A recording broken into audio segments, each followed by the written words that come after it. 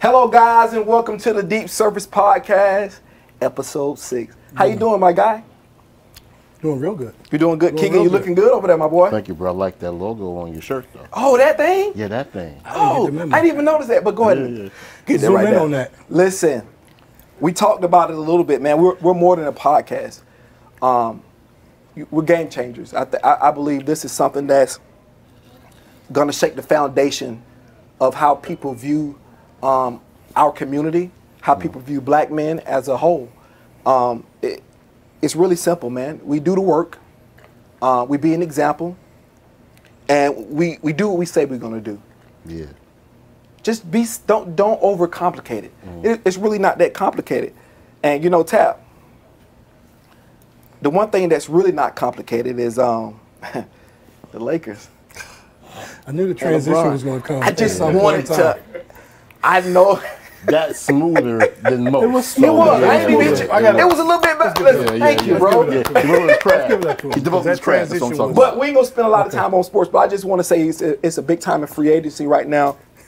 A lot of teams, a lot of moving parts right now. Tat, what was one of your favorite parts of kind of free agency this year that you kind of noticed? I noticed I was probably one of the best moves that went under the radar was Kemba Walker going to the New York Knicks. Man, that was a plug. Are you a Knicks fan? That was not groundbreaking. I don't not like him. People didn't even. In fact, nobody in the room knew but you. Well, he said one I under the thought radar. that was a good move. He said one under the radar. I thought that was a real good move. He was accurate. I thought it was a real good move. I really hadn't been paying too much attention to, you know, who LeBron wants to go out and recruit this year. It's like every year he's going to recruit new players. I mean, he don't ever have enough talent around him, you know, for him to win. How many people, listen, the average age, I think, is 32.5.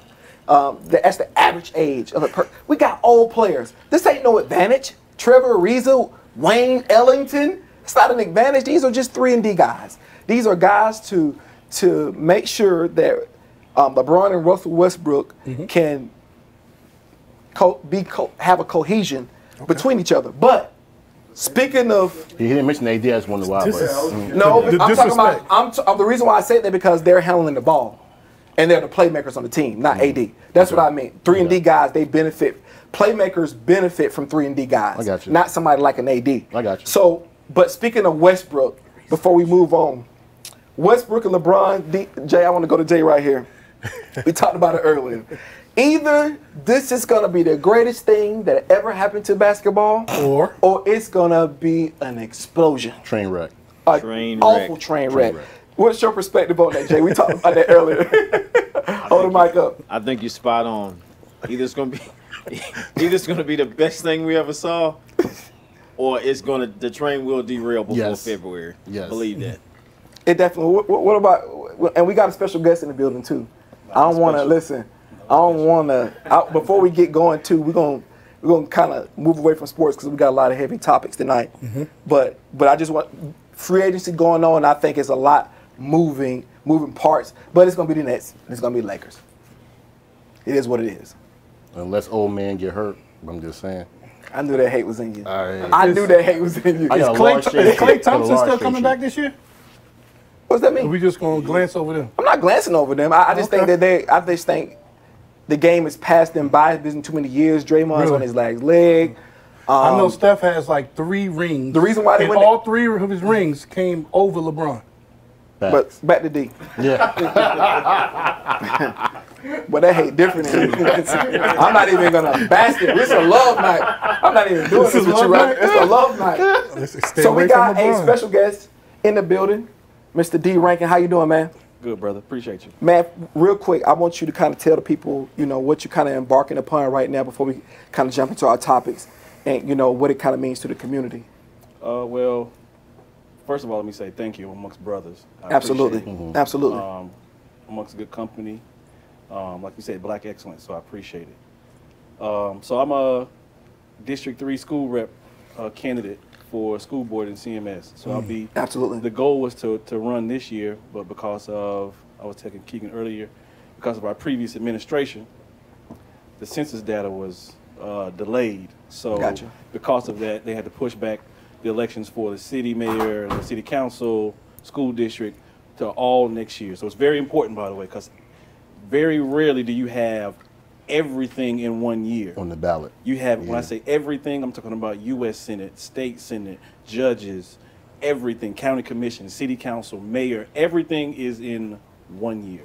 So it's very important. Your entire county, city, state, nation can change That's big. in 1 year. That's big. Really? So I just wanted to put that out there. But I will be on the ballot next year for District 3 school board, so I appreciate everybody's support, and I know sir. how you guys support. D, let me ask you a question. What is the, for some of the young viewers out there, what is the importance of politics, and what kind of role does it play in the decision-making of our community? Politics is very important because I think sometimes it can be misconstrued about politicians and what they do and what they control. They control a couple of things. Okay. One, they control policy, Okay. which is the framework of how everything works and moves everywhere. So policy is very important. Absolutely. Which means that's laws, but it also controls budget. Come on. So who you put in office controls the budget.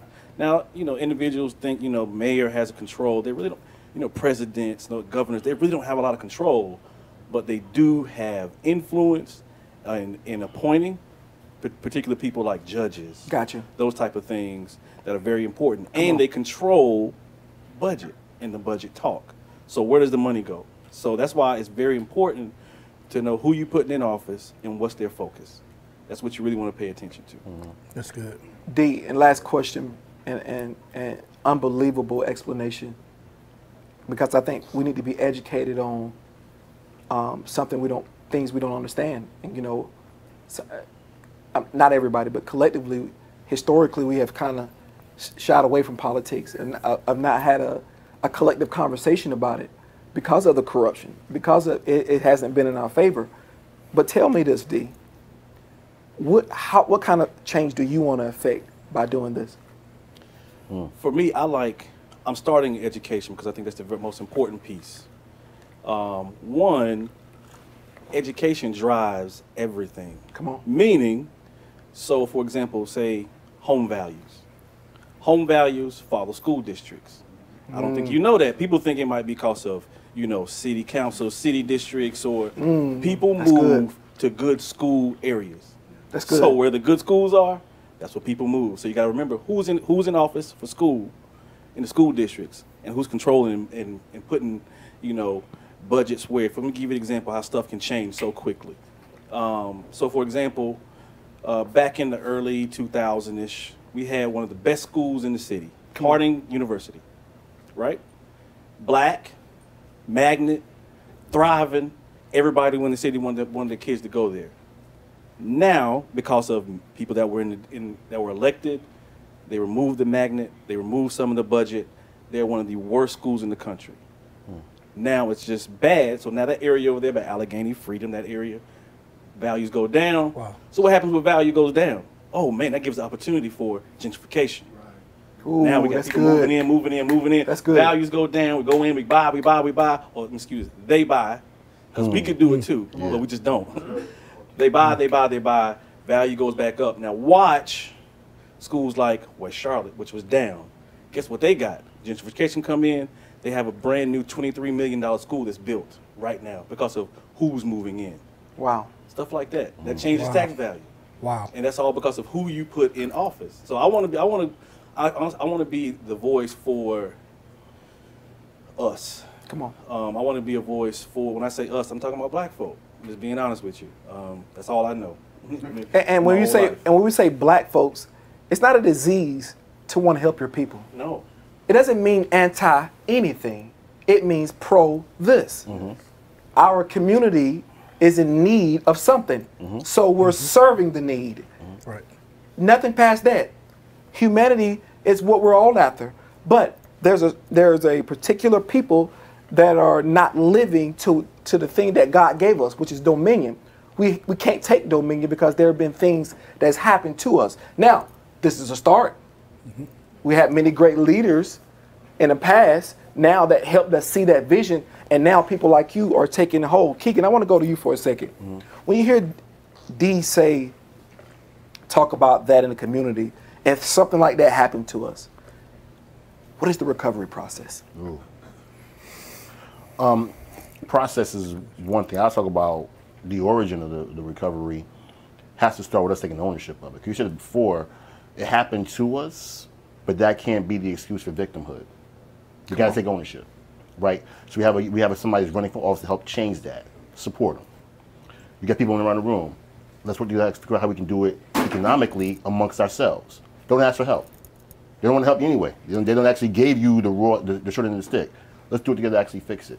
And that talks about going to those places and buying that property ourselves, not waiting for them to do it. It talks about going in and actually helping each business that we own thrive, right? So if it's not going to be done collectively, there will not be a recovery process. Plain and simple. So we got to start looking at each other in the eye and say, hell, how can we work together to actually make this thing work for the benefit of our community and as well as ourselves? Because we can benefit individually as well, right? If we invest. Jay, light skin Jay. Brother It's Jay only here one today. Jay. Yeah, It's so only one Jay here today. all right, only Jay. That jacket, we're not going to skip past. Listen, here's another man, segment, here we go. but we're not going to skip The past window this. paints up. Look at this guy's jacket, man. Don't overlook the Listen, pen. bro, Don't you overlook quiet. the Hey, pen. listen, that code different. I got an eye for it. My boy Don is different on their clothes, and we got an eye for it. But listen, anyway, man, and it's so good to see so many well-dressed, well put together black men in the room. You know, you eradicate the stereotype, but you presenting yourself a certain way. That's important. No question. That's a nod of self-confidence, not arrogance, but I want to present myself a certain way to get to where you want to go, and it makes you feel good about yourself when you look good. Everybody get deep surface shirts. No, I'm just kidding. But for real though. No, we're not. But listen, I'm not even joking. What's your relationship with politics? I think that for me, politics, for one, I don't want to downplay it. I think that we get caught up more so as a people in national politics.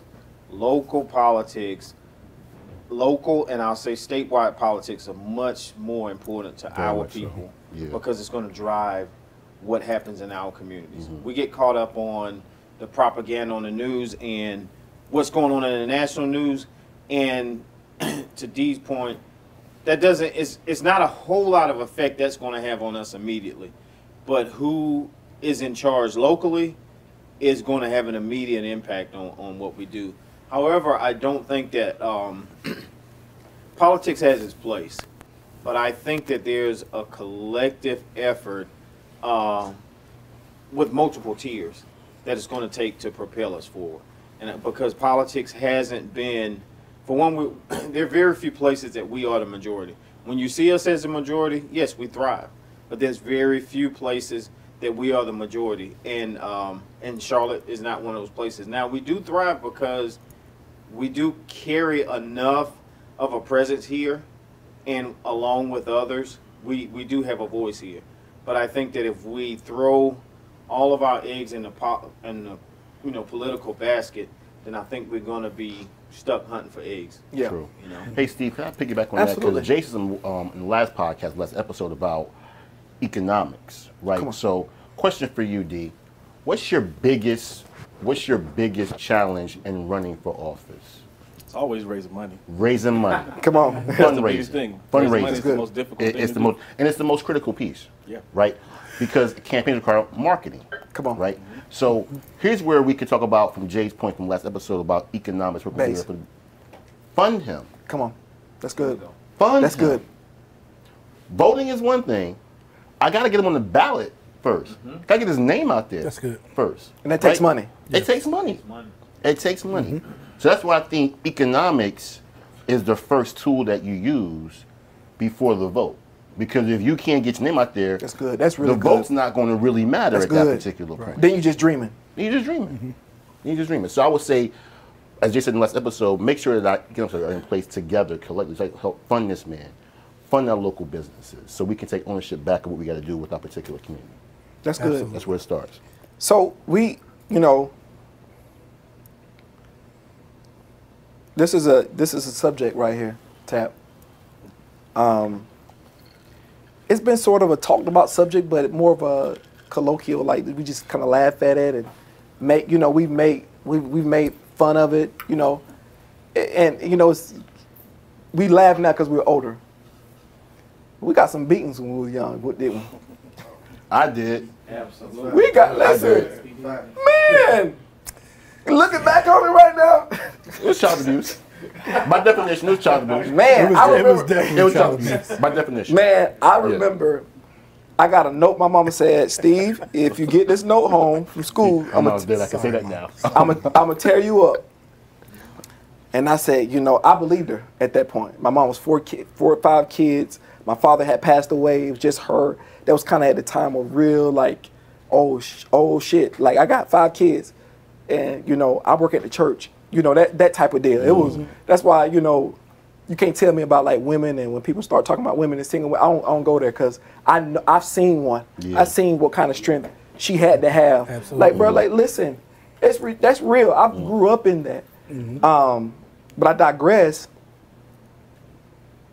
And we're talking about, what were we talking about? Oh, whippings. So I got traumatized. I ain't gonna talk about it. I want to keep it above that trauma. So let me tell you what happened. He got one So, for real. I got him in there like I'm doing now. That's why I'm talking for a living now. Talking in class. Yeah. Boom. Teacher give me a note home. So I get on the bus.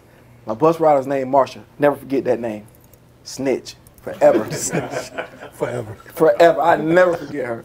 So we go home, and there's a stop. I live beside the church, and it's the back of the church and the front of the church. I live in the front of the church, in the back of the church. I'm supposed to get off in front of the church. I get off and I sneak off, put my big starter jacket on, old for my brother, and I walk down like this, and I get out the bus so she can't see me. So I get out the bus, and I had no plan. So I thought of a plan. I said, you know what? Sick people to get attention. I climbed up in the tree and tried to fall down and break my arm. Wow. But I wasn't working because I kept catching myself. Man. Do it. So breaking she your realized, Wow. oh, Steve's supposed to get up, but she didn't see me get up. So she came back around, caught me, brought me back. My mama got that switch. And that's all I'm gonna say, because I ain't gonna snitch on my mom. I don't want her to go to jail at this age. And I'm sorry, mom, I ain't gonna do it to you. No statute of limitations either, bro.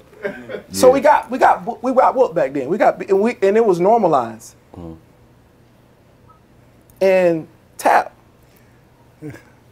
where did whoopings come from, man? Like, where did that? Why did we feel the need, under pressure or not, to physically put your hands on your most precious gift?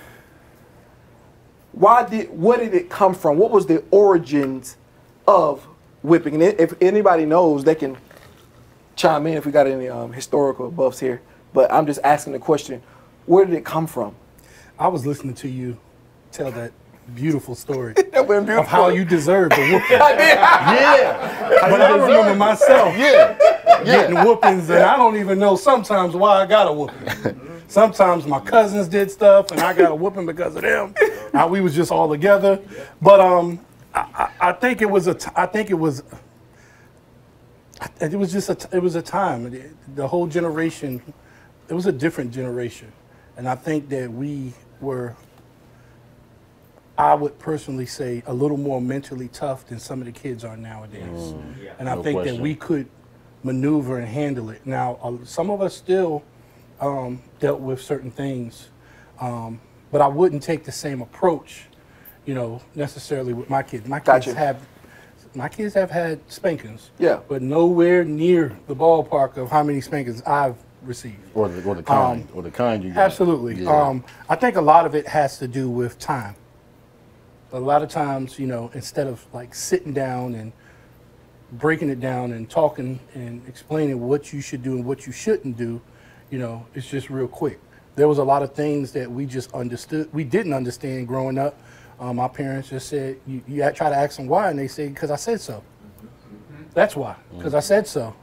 But, more so now, I find myself trying to explain more with my kids why I'm saying or why I'm doing what I'm doing. That's important. Right. But half of me is still old school. And then the other side You won't pay no understands bills to too, it. because Absolutely. the old school part of me is like, why am I sitting here explaining this to my kids? Like, I shouldn't have to. But the other side was remembering when that happened to me and how I just kind of wanted to know, Did Well, Keegan? there's teach, don't tell.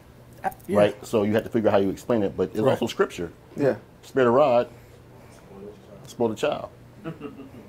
Is that scripture? I'm I'm not sure if that's scripture. That's scripture. I don't think that's scripture. No. I don't think that's scripture. What was the rod? No, I don't know. That is scripture. What was the rod? But what was the rod? No, but I don't think that the actual spare the rod, spoil the child is not actual scripture. Hold on. To Jay's point, that's where they get it from. I'm not saying it's accurate. No, that's where and they I get it think, from, and that's a good right? point. But What what talking is the about? rod? It's a good question. And I think here's what it's I Old believe the rod could be punishment. The rod could be corrective action. The rod could be a lot of things, but the beauty, It could be knowledge. But what you're saying is the beauty. Yeah, but here's the thing: the beauty of the word is called discernment and an interpretation. So what you're saying is correct, but my grandmother thought it was a rod. Absolutely. And that's what she's going to do. That was her tool. And here's what I'll say too. get that I shit. guarantee you said yes, ma'am, no, sir after the fact. No question. Today, let me talk to you, young man. F you. Bye. I'm gone. So I'm just saying, their method, No lie. their method Yes. got the result. Did the way we got whooped back then affect our ability to communicate now? It don't affect mine. Go ahead, Ivan. Give Ivan the mic. Don't affect mine. Go ahead. I mean, you have to think about it. Like, so the origination, I mean, I don't Go know ahead. if we have to really go to the origination, We need but to. the origination is how this country started. Slavery. In slavery. Okay, he said not true, but I need a rebuttal I don't too. believe that either. I actually did look it up. All right, go ahead. It actually. Give him the mic. He beat you, Ivan. Sorry. Oh, don't get mad and break the mic. Your turn is coming back. Your turn is coming back, bro. You silly. Ivan threw the mic down. Oh, okay. It actually, I mean, if you really look into it, and we had this discussion kind of a little bit last week, so I went to do some research, and I started to look, and it really, and I didn't just take Google's first definition. I did some digging. I'm a first Googler. And it First thing I see on there. First thing is right. It even predates the Hebrew Bible. Like, if you look into it and look into history, I'm not saying it's right or wrong, but like, people, I think that we want to, part of our victimhood wants to blame too many things on slavery. And it's almost like giving the enemy more power. glorification. And I don't, and it's just not true. That's a good point. I get why people say that, but it's just, there's no fact in it. I'll say that. You get what I'm saying? Well, to your point, Jay, because Africans beat their kids too. I'm just That's saying. that's where I was going. I'm just saying. Prior to Anybody else want to comment on Yeah, that? you're right. prior to Go ahead, Ivan. Yeah, right again. But what was the beating for? The beating was to beat someone into submission to doing something that you wanted them to do. How That's did good. that actually take place in our country? It was That's to a good beat them point. into That's a good submission point. to do them what you want them to do. So it was used as a punishment. Now, whether or not if the origins of it started right good. here in America doesn't mean that. But what was the actual origins of why it actually was introduced?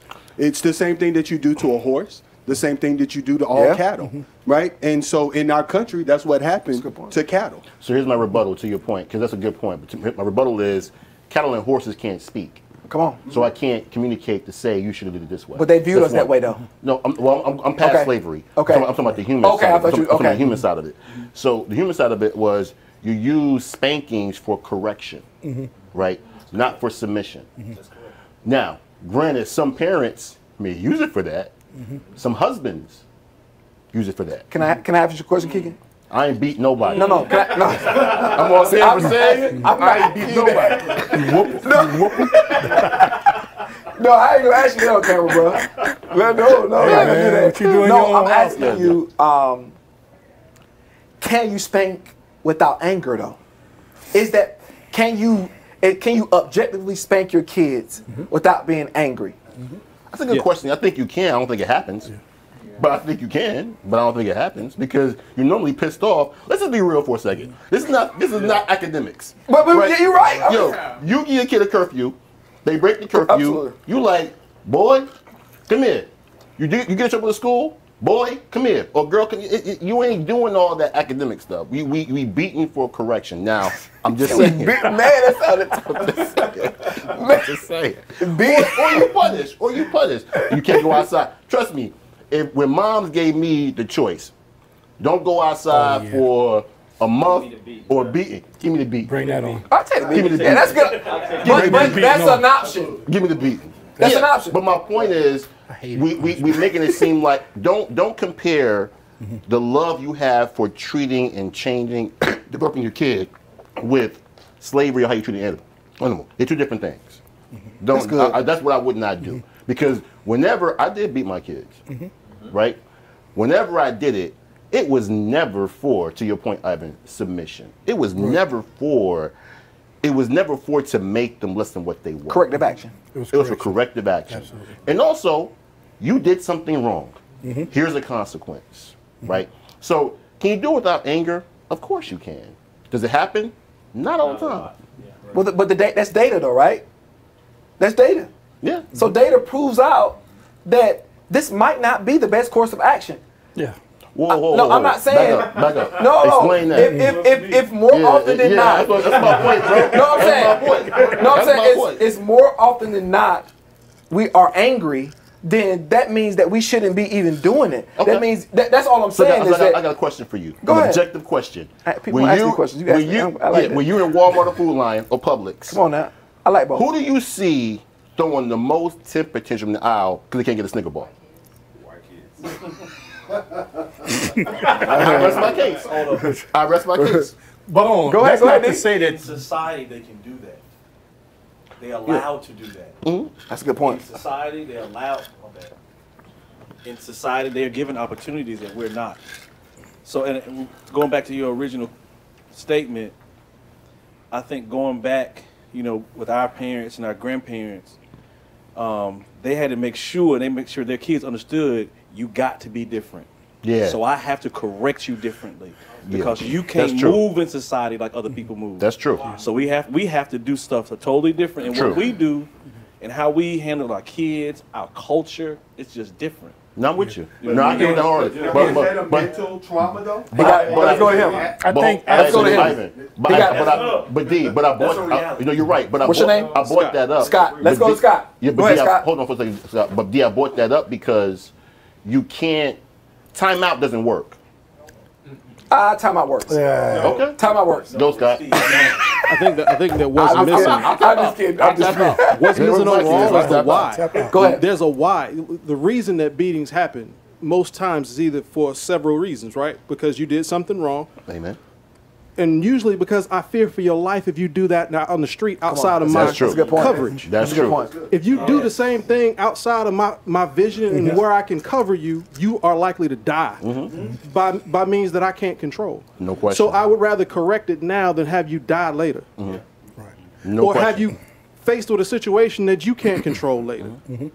It's a way to get your children to understand, and sometimes it takes that snap to get people to focus on what you need them to focus on. No doubt. And that's not to say that white people Let don't me beat get their Darren. own Ask- kids as well, well, ask Darren a because they question. absolutely do. That's I've had facts. conversations. That's facts. Because I've seen that before. We're acting like we're trying to hold on to That's to good. the beatings like it's just going on in black communities. Yeah. That's good. Like that goes across the board. It's a regional thing. No, I agree with you, Tab. I think they Yeah. abuse their kids, to be honest with you. It I really could be, but yeah, believe that. this is just I'm not. just saying. But I don't think that it's just a black thing. I don't think spanking your kids. And are again, just a black thing. and black folks are in our wheelhouse, and we the outcome that we want to see for our people is why we're concerned and have conversations about black people. Oh, absolutely. You know? and I get it. But what I'm saying, when you go to we beat our kids because of slavery, that doesn't add No, up it if doesn't. white people are beating their kids too. Good I point. thought- Good point, okay, Tab. go ahead, Good Albert. point, Tab. Good Right. point. How much of that is a trauma from how you'll see some parties that freedom of speech is easy, but us will qualify what it is that we'll say in certain areas. I think because of that type of correction, that's the reason why we actually have those same kind of traumas today. That's to Steve. The question that Steve asked is how much does that affect us right now, today? And that does. Because we do qualify how we move. It definitely qualified how I moved in corporate America, right? And so it Was it good? Was it good for me? It was good for me. Because who knows where I would have been had I not got that. But is there a better way of doing it? Is time out the answer? I don't know about that, Steve. But I'm just saying, I think that we actually carry some trauma from those type of situations. But Ivan, what was good for you? Was the beating good for you, or was discipline good for you? Discipline was good for me. Because but now, are we owning the beatings? Or are we owning being disciplined?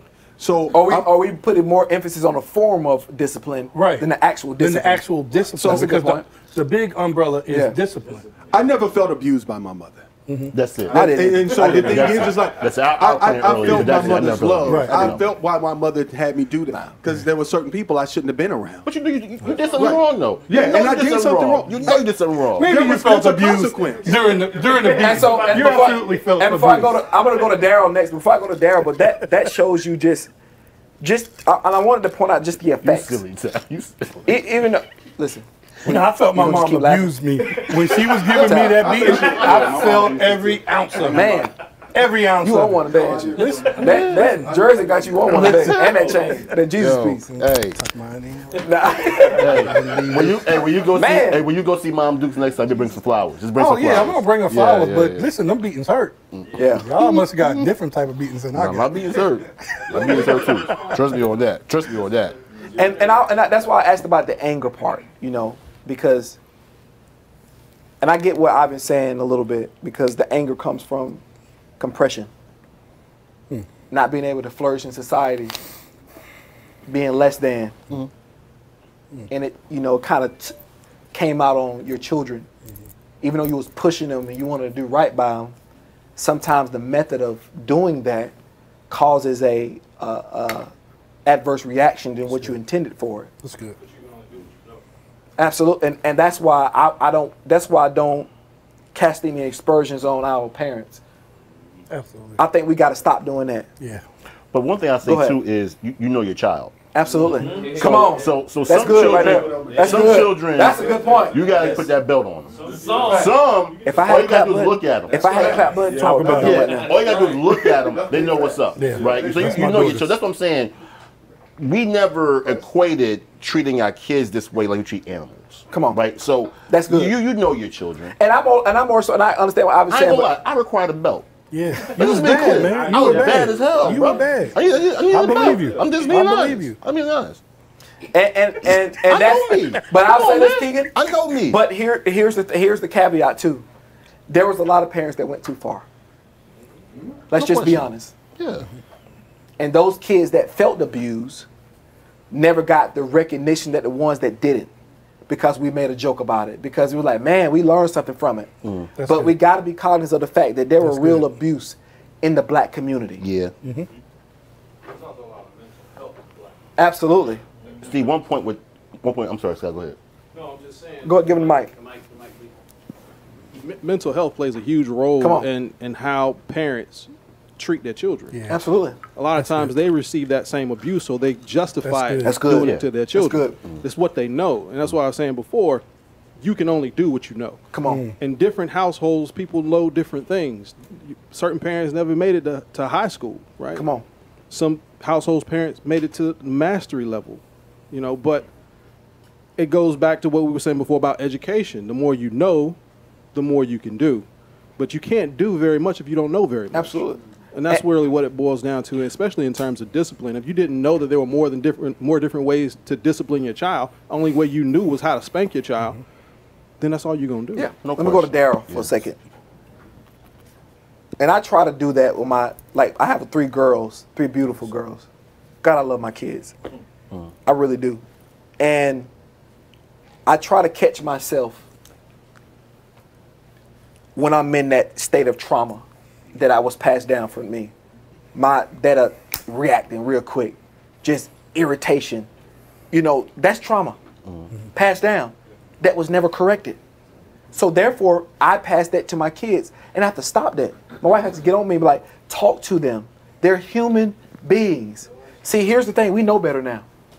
Daryl, in 2021, should we still be using as a form of discipline whippings? I'm looking at it from my perspective, yes, I think we should. I came out fine, went to college, got a house, 2 houses, degrees, good job, paying job, and the beating did good for me. That's good. Yeah. I mean, well, man, keep getting beat then, y'all. Yeah. He said 2 houses. He said this. Go ahead, Jay. I think we're putting too much emphasis on the physical part of it. Yeah. Right. The discipline That's that you what it is. received That's what was it is. good for you. I got beat when I was a kid. I deserved every last bit of it. But I'm just gonna be honest. But the discipline that I received has me here today. No doubt, Because Jay. there were times where I was in situations where it could have went this way or it could have went that way. But I had a little red lady, 5'2" at home, freckle face that I feared. So I wasn't going but so far. You know what I'm saying? Like I'm gonna, straighten up. Yeah, I kind of feel like a lot of the spankings and the whoopings that we got and received from our parents, it was, kind of preparing us for this life and this journey that Come on. as That's black good. people That's good. coming That's out good. here, you know what I mean, as black That's people, good. that when you're in the classroom, they telling you everybody is equal and everybody get the same treatment, and that was inaccurate. So a lot of times our parents had to scold us or beat us and let us know, that no matter what they say, that's not the reality that we live every day. You know what I mean? So, to his point was about slavery. You know what I mean? It's just generational curses. It's handed down. You know what I mean? Come on. So when we know better, we supposed to do better. Come on. But by the time you find out you've been traumatized, you already had your kids and gave trauma to them. You know what I'm saying? So we do our best. That's what we try to do. Can I add to that right quick? Absolutely. You got girls. I do. I have girls. All girls. There is a double standard. We all men. Right That's a here. good point. Absolutely, That's yeah. good. So Absolutely. how we were treated and the discipline that occurred to us, totally different. It was 2 boys and 2 girls in my household growing up. Talk about And it. my parents will say to this day, Yeah. yes, we treated y'all different. We were the boys. Yeah, that's And facts. that is just different because as men, I still believe, especially, I grew up with my dad in my household. He knew, like, boy, y'all got to be different. So I'm going to treat y'all different, and I'm going to be hard on y'all, okay? And that's just reality. My sisters didn't get close to what me and my brother got. And I know I don't treat my daughters that way. Me too. Now, my nephews, I agree. I treat them different. It's a double standard. And we got all men talking right now, so we got, we supposed to. Speaking Yeah, of standard, absolutely. I want to go here for a second. That's good. So- Go back to Roger. You're right, Roger. Oh, you want to go ahead, Roger?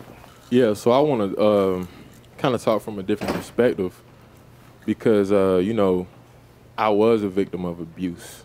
Come on. Come on. So discipline was definitely in my household. Never been in trouble, never got in trouble. Even in college, I was, when I played football for Clemson, I'd be in my room studying, you know what I'm saying? I was very focused, driven, all that stuff. So that discipline did help me. But I want to talk about how, when I was in relationships, right? So I'm in a relationship, when I was in a relationship with a female whose love language was physical touch. And, every time she would say, oh, well, you're not affectionate. And so I would just receive that like, okay, I'm really not affectionate. You know what I'm saying? I went through a whole lot. I'm not going to get into that. But I said, okay, I'm not affectionate. Cool. Like, forget it. Forget feelings, forget all that soft stuff. You know what I'm saying? That's where I was in my mind. But the point that I want to get to is when she would touch, the reason why she said that I wasn't affectionate is because when she would touch me, my first reaction was to draw back. Now, the reason that I'm drawing back is from the discipline, the physical, the beatings. Even though as a kid, I understood that they're doing this because they love me. Because my dad spent time talking to me, my uncles, my mom, they all explained to me hey, we're doing this because we love you. We're doing this because we want to see you be successful. You know what I'm saying? Everything that everybody mentioned. But my body never forgot that trauma. And that's real. And, you know, when it took for me to really get to a place where I really had to figure out myself, and I actually do like physical touch. But because the woman that was supposed to be loving and nurturing was, in my mind, was abusive. See, that's another thing, too. As a kid, when you don't understand, when you don't have the understanding, I had to go back to that place and look at certain things from now as a man's perspective, because even as a man, my perspective on what happened to me was still a little boy. And so I had to mature that as well. That's good. But as I said, I viewed the discipline as great for me. It helped me. But the physical part of it, my body never forgot that. Yeah. Man, thank you. Yeah. That's good. Go ahead. That's good. Did you see balance? Was there enough love on the other side of what you was receiving? As much did you receive as much love as you actually received the abuse or the discipline side? That's a good question. That's a great question. I heard it, but I didn't see it. I didn't feel it. Right. Exactly. That's Exactly. And that's the thing. And I know Keegan said something about, you know, that you know your children. I don't know that my mom and my dad knew that about me. You know, so it's stuff that you do know, but it's stuff that I had kept secrets my whole life. You know what I'm saying? So I think, you know, how we talk about with mental health, how we talk about with, you know what I'm saying, dealing with certain issues and problems, how you don't want to just continue to bring a hammer to it. You know what I'm saying? So I think if you're going to do that, it needs to be a conversation. It needs to be an understanding of the child, because as the parent, and I don't have children, but I'm just very observant and I'm wise. I was raised by older people. So as the parent, as the helper, because I'm a person who wants to help, you know what I'm saying? We always want to give solution, fix. But the most effective helper has to be the most effective listener. And we got to be able to start listening and have dialogue, even with children, to understand who they are, where they're coming from, how they feel, and then get, you know what I'm saying, an understanding of that, and then apply it, and then make the best decision. Because like I said, you know what I'm saying, here I am where my mind, I didn't know what I didn't know, you know what I'm saying, like as a kid's perspective. So I don't want to get off topic, but I think that's important. You want to say something? No. That's good. Yeah, that was amazing. That's great. You know, but you know, on another perspective, coming from being a parent and as well as looking at my parents, and then getting my beatings, my share of whippings and things like that. Like, I have to look back, like the jobs that they had back then, opposed to jobs that, you know, we have now. The time that we have now opposed to the time that they had back then. It's just different times, you know what I mean? And like, I'm gonna be real, you know, our parents suffered through trauma themselves, and hurt people. That's right. You did? Yeah. That's good.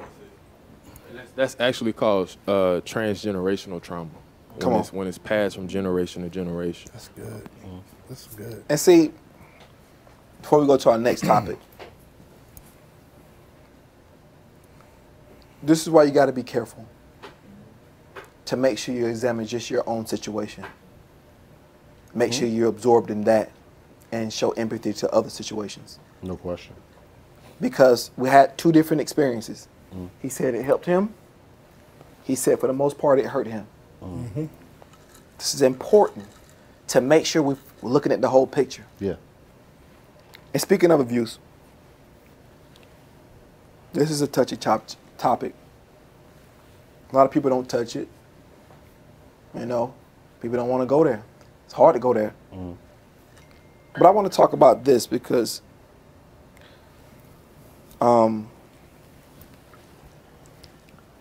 I watched my wife do something in Carrabba's the other day that I hadn't seen a church person or a saved person do. So we were sitting at the table, getting ready to go pay our check, and there was these two men sitting beside us, and I guess we had to be talking about church. We just came from church. And they said, are you at church? She was talking to my wife. Y'all go to, yeah, they just came down from New York. So clearly this was two, I mean, you could see it. You know, it was two gay men. They were together. And my wife just turned to him and started just talking to him, just inviting him, just talking to him. And I'm looking, and so she was inviting him to church because actually he comes from a Kojic background. So I was like, oh, Kojic background? Wow, Kojic, man, what? I was like, ugh, are we going to keep it a buck here or no? Okay. So, and everybody, Kojic different. They are. It's different. Man. So, she began to, I watched her, I just kind of was in a trance. And I was watching her, just inviting him to church. And the trance was like, oh, she inviting him to church? Man. I'm like, okay, where are the kids coming in? Where's the, aha, or the stipulation, And she never did it. She just kept talking to him. And I said, oh my God, man, I've never seen a church person invite two gay men to church without any type of reservations or nothing. So that was example one. Example two, somebody sent me a cartoon about a cartoon character a little boy dressing up, putting on a dress. And I was like, man, they're pushing that agenda. And thinking in my that was my talk track. And I sent it to Tap. And Tap said, oh, that's the only wrong thing in the world?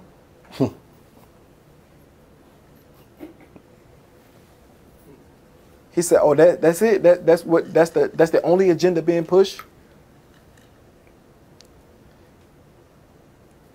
If we're going to be honest in this room, as heterosexual black males and myself, we've done the gay community a disservice.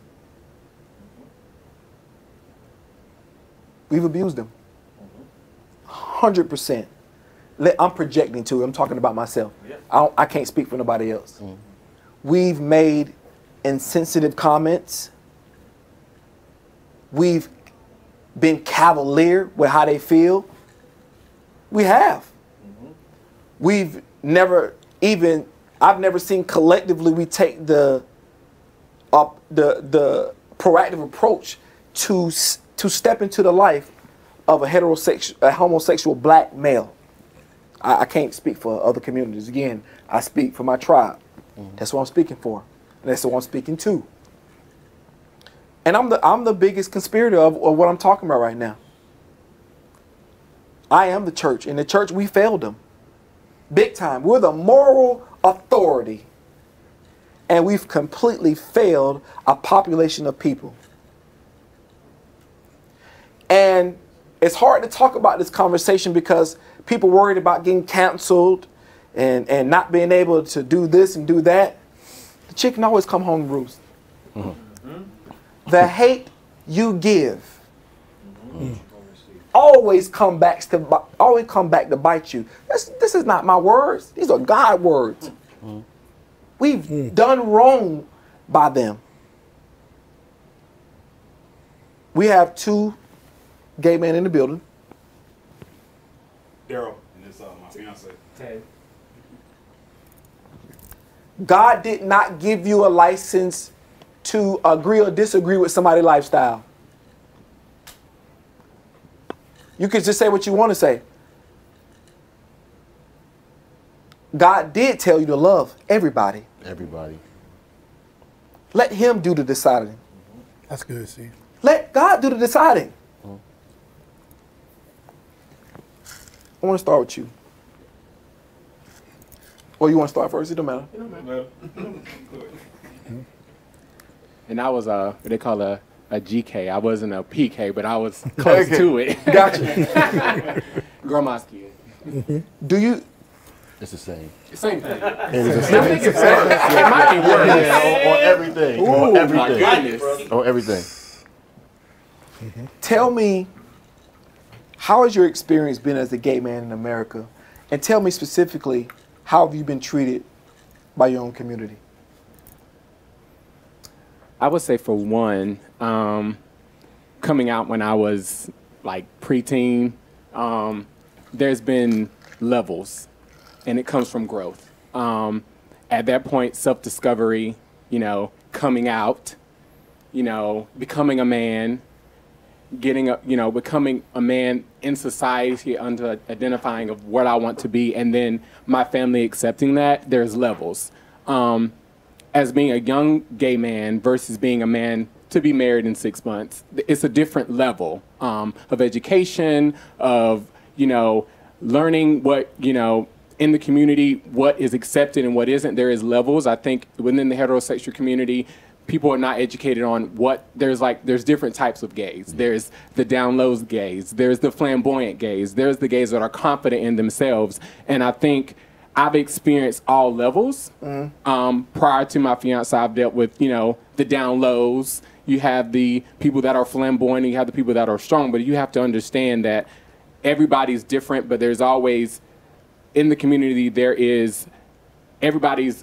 is community because there's different people. You have to accept that for where they are in that lifestyle. I think from my experience was I had the beatings, because my family didn't know. They said, a little funny, they say that. But now my grandmother is accepting of my lifestyle, embraces it, and encourages it. And now she says, fiance friend. So I think it comes from the education piece and knowing that the community has different facets. And I think even now it's just evolving where, it's becoming more accepting because I have the education behind it and I'm becoming in that. Are you religious at all? Yes. So let me ask you this. Can I ask you a question? Yeah. Do you think being gay is a sin? Like you said, I feel like it isn't, because I feel like God is love. I feel that. I have a relationship with him, and I feel like he listens and knows me because I believe in the teachings of the word, and I believe that. I feel that for me, a lot of people say, oh, you're going to, that thing, you're going to hell. And I feel like I have that connection. So even though I know what the Bible says, I know what's in my heart. Come on. And it's different when you can say, I can know God, you know of God, but you know of his teachings, of his beliefs, and know what he does for you. Because I feel like if you know what he does for you, you can maintain that relationship. And I think that's just for me, but yeah. So what do you think about the procreation part? What is your perspective on that? Elaborate a little bit on that. So to people who say, "Oh, procreation, you gotta have this, you gotta be procreated," and gay goes against that, how do you reconcile that when people say that? Go ahead. But there's women that can't have babies. So I mean, that point is null and void. So they have to go out and get surrogates and stuff like that. So we plan on having kids later on. So we may adopt, may take my, you know what I'm saying? So women can't have babies. So I don't think that's a good point. Gotcha. Saying that men have dead sperm. Yeah. My best friend, he's gay, but a female, his best friend came to him, said, "Hey, I want you to be the father of my kid," and he has a 10-year-old right now. So. Gotcha. Yeah. So. Yeah, and I want to get somebody. Does anybody have a difference of opinion about being a sin? Will we allow for? Are you okay with that? Does anybody have a difference of opinion with that before we move on? Go ahead. I think when you talk about procreation, that's biological. I don't think that's not a part of a value system, to me. That's good. When we're talking about a value system, for me, church, some people call it religion, some people call it spirituality, is about having a base and a value system of what to live by, and how to conduct yourself, and how to treat others. That has nothing to do with the value system. That's good. That's biological. That is a perspective right there. So for me, sometimes, there's scripture you can take and use it however you want to use it. But if you really understand and have a relationship, and it takes maturity, that's something totally different. And that's not his teachings. Absolutely. You know what I mean? I'm going to go to Jay at this time, but I want to go to Tat. What is our responsibility to our brothers? I think you hit the nail right on top of the head. God commanded us to love. I think it's very easy, especially for us that's in the church, for us to point at someone else's sin that we can see openly that we don't necessarily struggle with ourselves.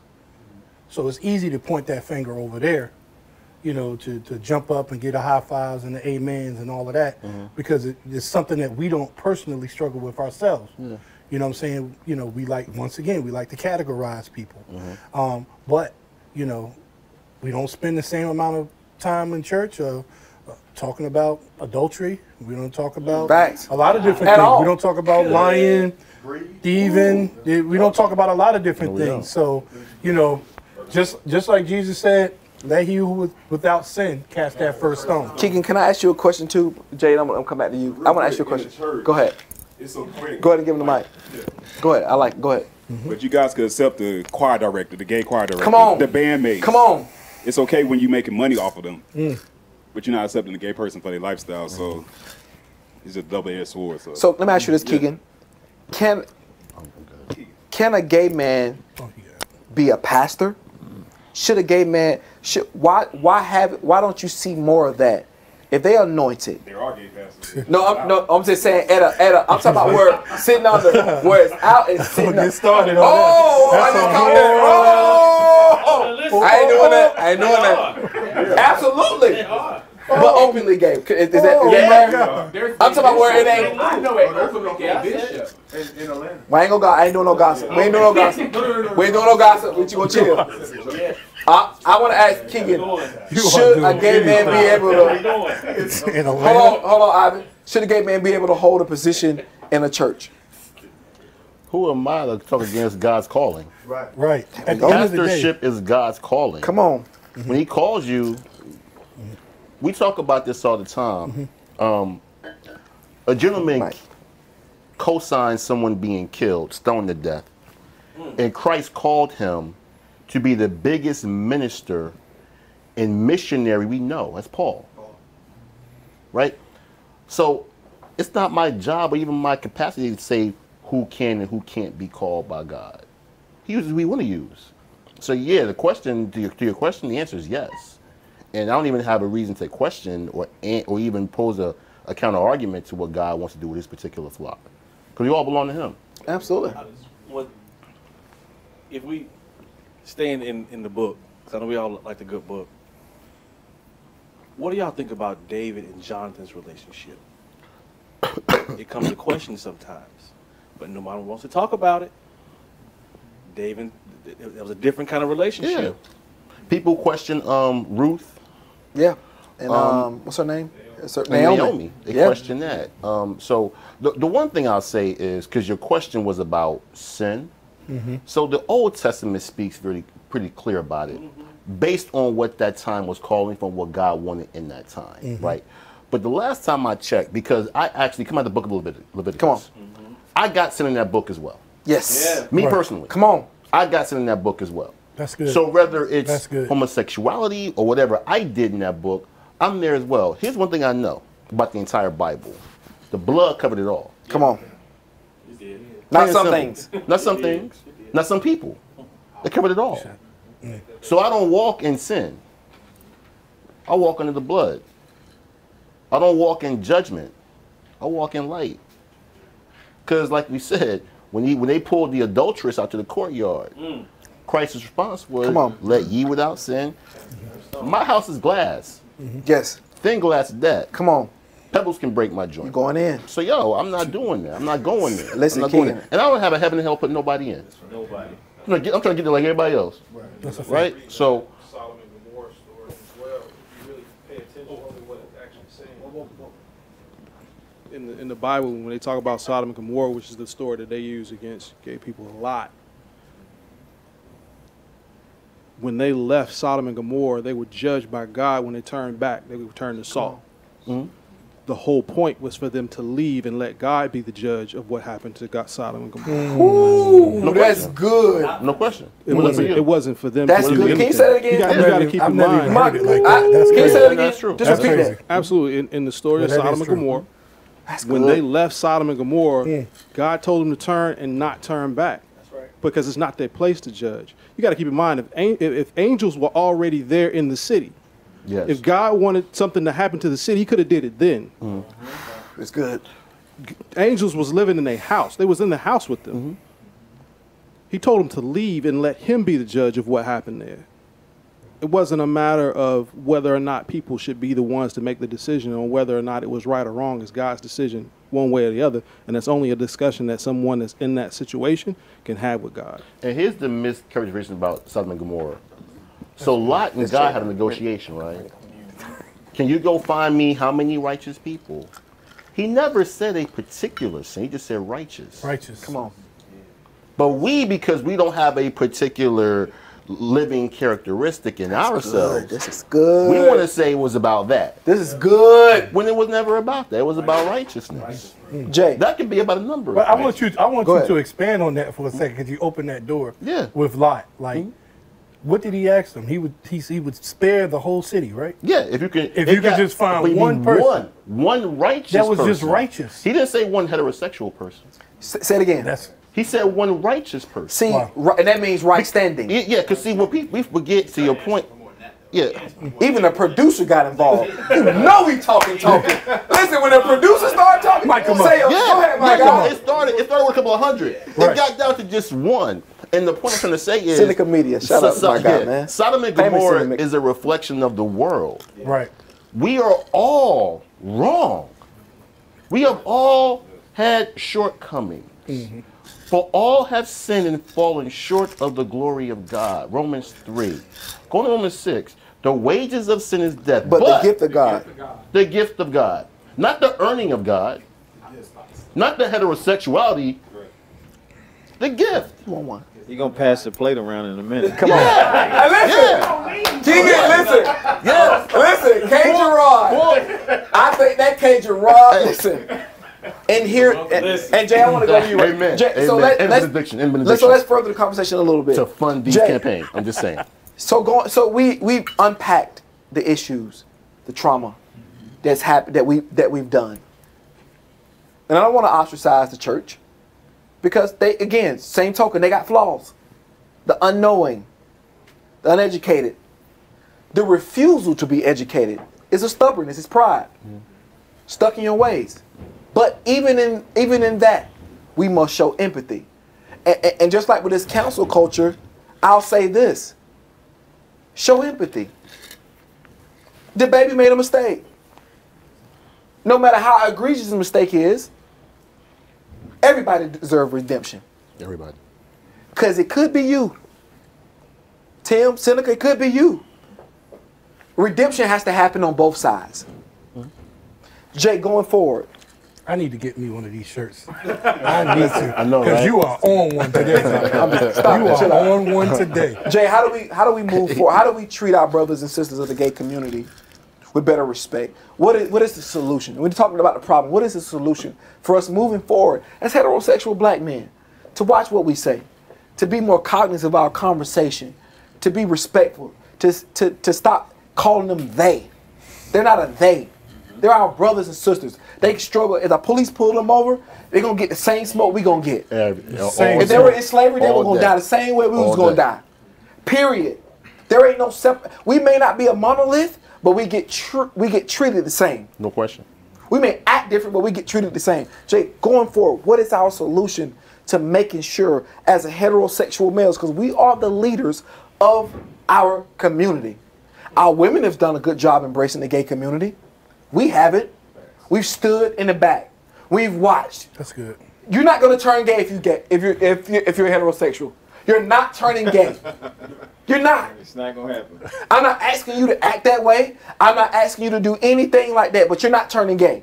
Stop treating them with disrespect. They start with me, who the person who's saying it. But how do we move forward, Jay? I'll start by saying thanks for coming. And we love y'all. Amen. Absolutely, man. Amen, Absolutely. bro. Y'all are our brothers. Thank you for showing up. Amen. Absolutely. I'm also going to say that education is key. Hold the mic up. I lived in Atlanta for a long time, and I had a friend, and I didn't even know that he was gay. Like, I had no idea. And he used to always, like, be pushing me on these chicks. I'm like, why don't you take one of them? Like, you know what I mean? Like, what's going on? And what he told me was, he said, man, I'm gay. He's like, I'm a born-again Christian. He's like, I'm not practicing. He said, I'm HIV positive, and I'm gay. He said, I knew when I was 5 years old that I was gay. We used to ride the train home together. There was a white guy, too. We used to ride the train. He lived on my side of town. So he's sitting, like, right here beside me on the train when he's telling me that he's gay. And I told him, I said, man, no such thing as gay. I'm from a small town in South Carolina. I said, man, being gay is a self-esteem problem. And he didn't bury me for that. he taught me. Over the next couple years, he remained a good friend of mine, and he educated me. And so, therefore, I have no issues. You being gay is no different than somebody else having other issues. That doesn't bother me. I know who I am, and I have to respect that you are who you are, and you are my brother because of the things that we share in common, not the things that separate us. No question. No question. And it's funny you say that because I have a white best friend that's straight, and he said the same thing. He said, I don't care who you are. And I think when we look at that, and I think the stigma of, oh, a black gay man can't be friends or best friends with a, not even a straight man, black or white, Hispanic, Asian, you look at it as, wow, it can be accomplished. We've been friends almost 10 years, and we've been closer than ever. He's like a brother to me. But when I think you have that, you were saying to your point about what you do, it's like looking at what people can accomplish and achieve and say, oh, I can do that too. Because I think now it's very taboo. It's like, oh, like you said, if I hang around a gay person, I'm going to get gay. I'm looked at like, yeah. But my best friend, he's still a white, straight male, but he has a gay, he's proud to say it, like, I have a gay, gay best friend. And I think when you look at what you do is like, you look at what you can accomplish and how you can set those boundaries, because as friends, you look at like, you can still, he's like a brother to me. So I don't have to seem like, oh, if I'm around him, I can't do something a certain way. It's around setting those trends where other people say, oh, I could do that too. Oh, I can have friends like that too, versus it being white, black, Asian. So I think once you have that connection, other people can adapt to that too, because they feed off of what other people are doing.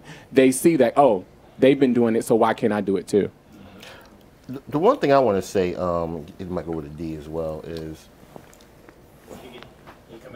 sure. I'm trying to follow your lead as much as I possibly can. Yeah, well, you said my man was talking. We give him some. Hey, don't cut this either. Yeah, the EP on one, right? The EP is on one. You are something else. Hey, Seneca, man, I wanted that.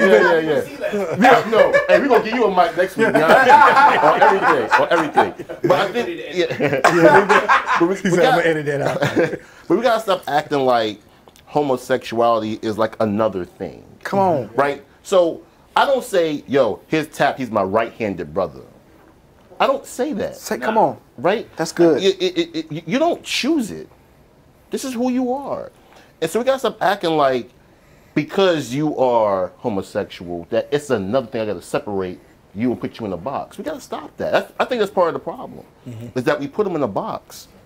Yeah. Yeah, go ahead, John. Go ahead, D. I just want to say, this has not been easy for me personally. Come on. Because it's grown on me. Because one, I have a sister that is openly gay, married.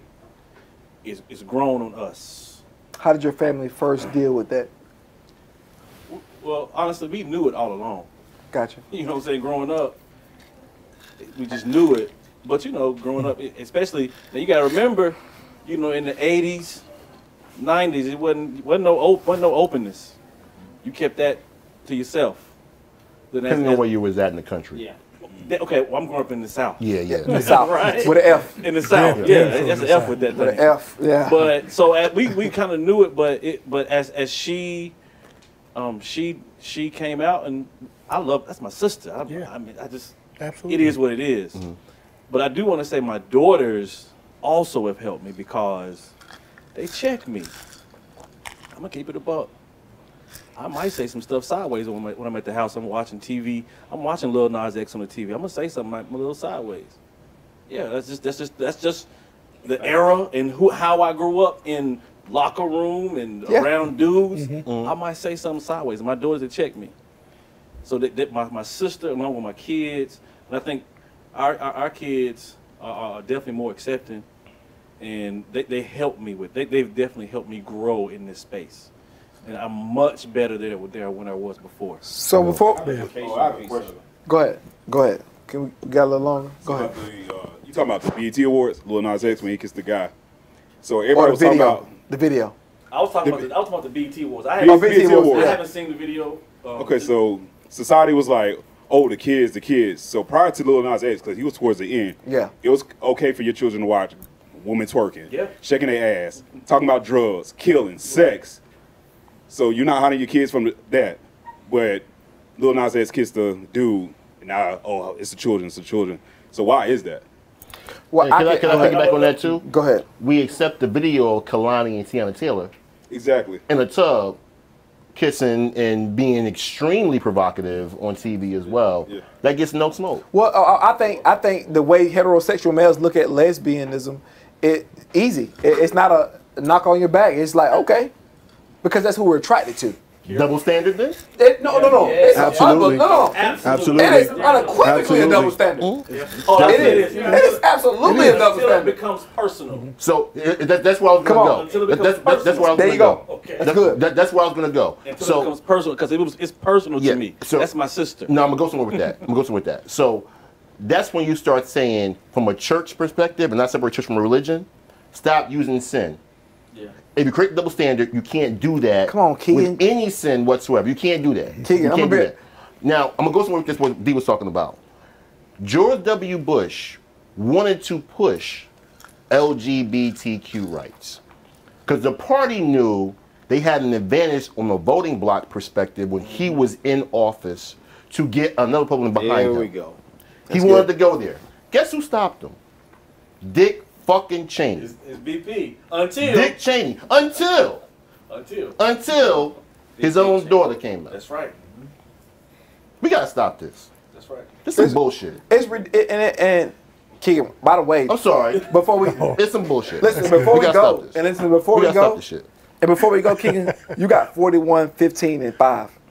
I did. Killing it I'm gonna keep it back. Maybe 50. Stop it. Maybe 50. I think Kiss that thing. Jadakiss numbers. You got It's listen, Jadakiss numbers over here. man.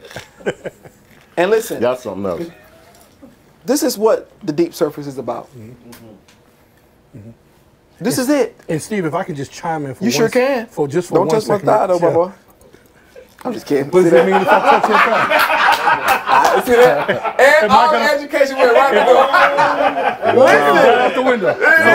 If I touch your thigh, are you going to become gay? But Are you gonna be gay but if my I touch your reaction. But listen, that's what I was talking about. Okay. See, we're not gonna wish. Let me say this to the gay community too. Heterosexual males who have displayed toxic behavior are not gonna wish their way into better habits. They gotta work at it. They got to work. That's true. It's work. That's a fact. It's work. We've been doing this That's a shit fact. forever. That's a Absolutely. fact. I've been saying pause like 30 minutes. Right. Yeah. I mean, we've been on a group You still pause. been- Don't yeah. say that pause. Yeah. Like, you know what I mean? Like, it's in our DNA to be that way towards the gay community. And that's right along the lines of what I was getting ready to chime in and say. This has, it's taken me time. This is an older tap, a more seasoned tap Yeah. than I was when I was in my early 20s. No question. I didn't have, the same education. I didn't know, the same people who were gay. I just went on my perception Yeah. of what, Yeah, gay that's good. people was and what I was always taught. So I acted out accordingly. But then it time came when I got to meet people and I talked to people and I asked the tough questions. Ted knows. Ted's been my client for a minute, and Ted knows I talked to him and I asked him the tough questions, like things that I wonder him. I'm like, man, Ted, this and that. Like it is what it is. It is what it is. Yeah. And he give me the answer. But just in closing us. There's a beauty in that. There's It a is. real beauty. No, in it that. is. There's a It beauty is. in that. But it's an Yeah. openness and it's a it's a safe place. Yes. Education Because is he always knows, key. Ted knows that, I don't mean him harm. Exactly. You Same coming- you thing coming in with love. Daryl. You coming in You know, love. the same way, Yeah. I wouldn't let anyone, even in them coming tonight, I wouldn't let anyone, go over the top or try to, bash them or nothing like that. Because Yeah. at the end of the day, these are my friends. No question. I got a question. Go ahead. What's the why? Hold on, brother. Wait a second. Give me a second, bro. What's the why? Why are heterosexual men that way towards the gay community? You can never fix anything until you know why. Come on. We got to be able to be honest with ourselves. Absolutely. Come on. The truth of the matter is the main reason why most heterosexual males are the way they are towards homosexual males is because of the attraction to women. How it makes them look to women. Because you don't see that in jail. There's no women in jail. That's the why. If I'm with a homosexual male, I don't want to be labeled as homosexual because I'm trying to attract the female. Right. I don't want her to think that I'm homosexual as well. So that's where the why comes in. You can never address any solution until we have a why. And this is the why. Absolutely. And I wouldn't necessarily say that It's it's good. Keep because going. of I want women to not see me as gay. It could be guys too. I don't want the public in general. Yeah. You know what I'm saying? At that time. I think that At moreover, anything that we don't understand, right? You took my point. Anything You that took we my don't point. understand, we're threatened there you by go. it. Right. We're threatened by it. So it becomes a threat, right? And I have learned as I've gotten older, as people have taken time to educate me, Yeah. there's nothing that threatens my heterosexuality. Nothing. You know, we can go out, we can meet. I got a nephew, man, like we can go hang out, we can do whatever. I don't care. I know who I am. It doesn't matter. And if end of the anybody day, thinks differently, that's right. that's their problem. All right, one more question right here, and then we're gonna wrap up. I wanted to kind of touch on what what you said about the Nas X video, and then your rebuttal was that nobody has a problem with the butt shaking or the talking about the drugs and killing, but it is a problem with all that. You know what I mean? The music. No. I guess it kind of magnifies it to some people because I guess it magnifies it because like I have a problem with all of it. I have 2 boys, 2 girls, and I have a problem with the music. Yep. I have a problem with the lyrics. You understand what I'm saying? And I really feel like, you know, as being young, you know, you're a grown man, and you just stated that you're comfortable in who you are. You know, I'm talking about younger kids that don't even know who they are yet. So I'm kind of curious to your take on that. Yeah, let's keep Why going. does people pinpoint Go ahead. the gay and Hold not on, wait. oh. Wait, before you start. Yeah. So I think you about to say something. Go ahead. All right, go ahead. But out of all of that society, why is everybody pinpointing the gay and not the ass shaking? Because you see all these little girls, 16, 15, shaking their ass, pregnant, dudes incarcerated, where everybody's choosing the gay as the issue. From shelter for the kids. I can give you a point. Baby like degrades women all the time. But He slapped the black no. women. About the gay But community, we ready to take Hold on, go ahead, Let Seneca. me tell you why. I mean, not saying, but Because it's easy to monetize those things. It's hard to monetize homosexuality. Yeah. So you got to demonize it. That's the only point. I can monetize the girl shaking her butt. I monetize drugs. I monetize criminality. I monetize violence. That's a market for it. Single That's a market day. for it. It's hard to Lil monetize. Nas X is changing that though. He is, but Yeah. when you can't monetize it, I got to demonize it because I don't like it. go ahead. That's Jamie. all it He's is. monetizing it now. Yeah, he is. But before that, So- you demonize because we can't monetize. So it. let's bring it off because we gotta get out of here. Man, this has been a hell of a podcast. My goodness, I know everybody. I know it's a lot of meat still on the bone, but man, I want to say this: growth is hard. It is. No question. It is extremely difficult to grow. Yep. Cognitive dissonance. When you believed an idea, and then you're faced with one that you don't understand, like you talked about, and you're threatened by it. It is not your concern what another person does in their bedroom. I don't explain my bedroom to anybody because most of the people in America agree with me. But if I had to explain it, I wonder how would I feel every day of my life having to explain a choice to somebody that is not even present and doesn't even want to be present. But I have to explain a moral choice to them. We've tried to be God in situations we wasn't authorized. I'm wrong. Let me start there first. I'm the part of the church. The church has demonized them. Heterosexual males have demonized gay men, gay black men.